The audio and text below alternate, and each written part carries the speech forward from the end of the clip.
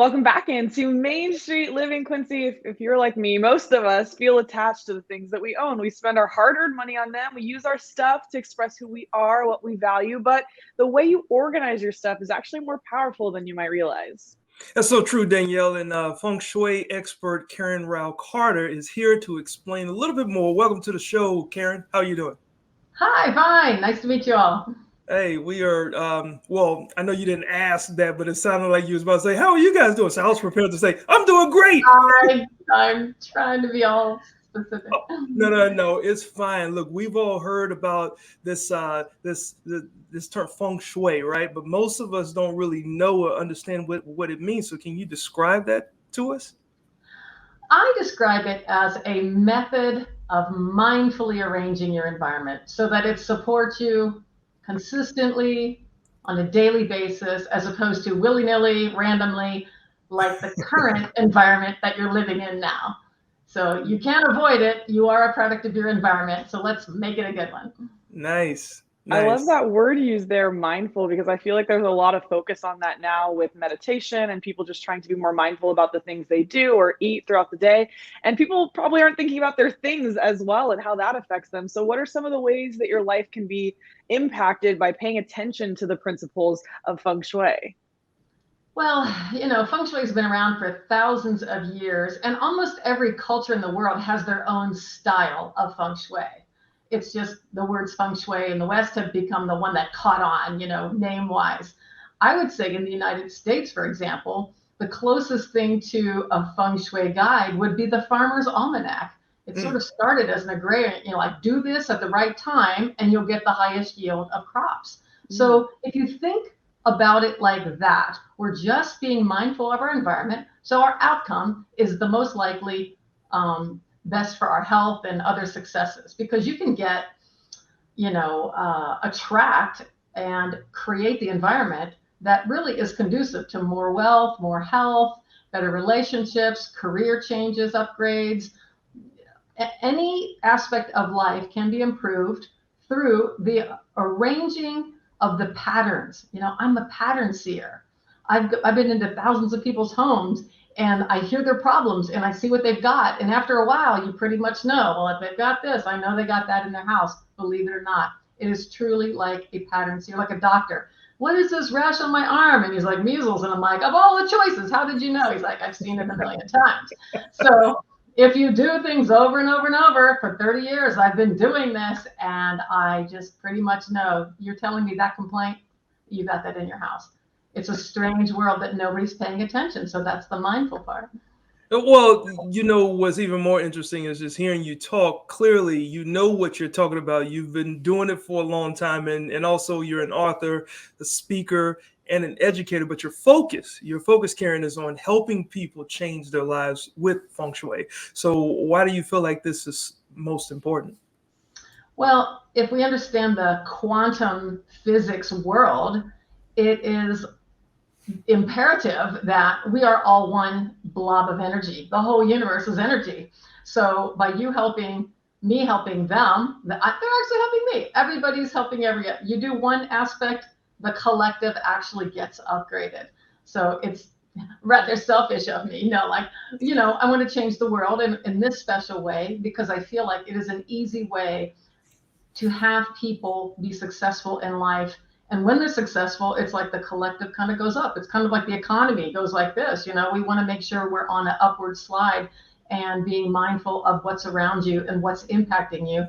Like what's close, I'll say what's closest to you has the most impact on you.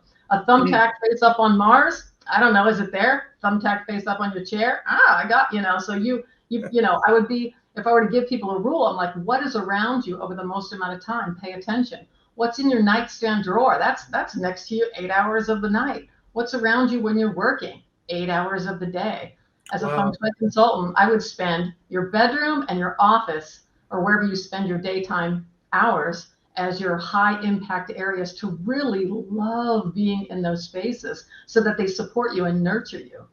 If you're trying to get a flower to bloom, you don't pick on the flower, you get water, sunlight, Yeah. fertilizer. You're doing everything to the environment to make it bloom.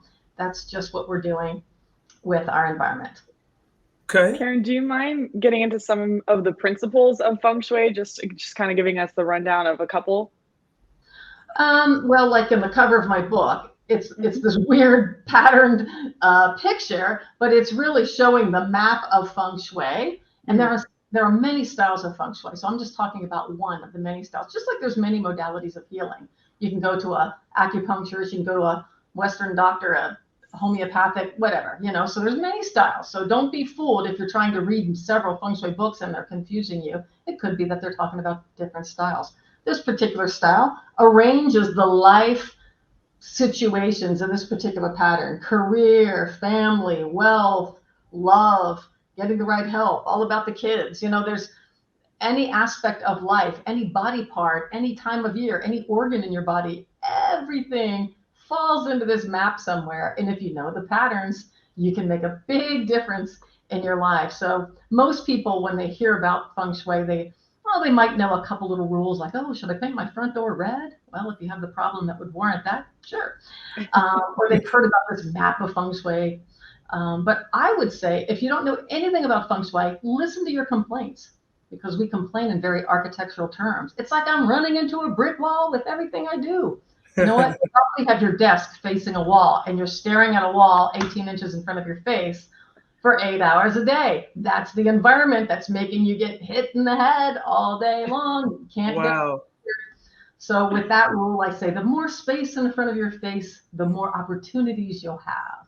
You know, Oh, so I I love just have that. little ways of like getting people to understand what arrangements are supportive and which ones will make you feel like you're hitting your head against the wall all day long. That is very good advice. I live in a homeowners association, so they're messing up my feng shui when I can't change my door color to red. So now I know. Oh You guys yeah. are Well, messing with yeah, my make Feng it. Shui. We do a little intention behind. There's some invisible things that we do too. So there's the common mundane world of the three-dimensional stuff, and there's a little bit of the esoteric, invisible realm that we deal with, and that's just because, once again, everything is energy. Some you can see, some you can't. Wow. Well, Karen, we are running low on time. Wish we had a little bit more time. But really quick, how can the viewers keep up with you and reach out to you for more expertise? I think the quickest way to ask me additional questions would be going to moveitwithkaren.com. That's a page on my website where you can sign in, and we do 2 calls a month. And the first month is free, and you can unsubscribe. But that, you know, you can just come in, hit me live with your questions, show me pictures of your house, your floor plans, whatever, and then unsubscribe. If this has tantalized you in a way that you have a question, I'd suggest going there to get a start. And these are my 2 books if you're so interested. Move your stuff, change Oh, your life, and make a shift, change your life. They've been out for a while, so awesome. hope Awesome. that's Well, helpful. thank you so much for sharing that information with us. And I feel like I got my feng shui back. How about you, Danielle? Yeah, no, my energy is good. All right. Thanks again, Karen. All right, take care. Bye-bye.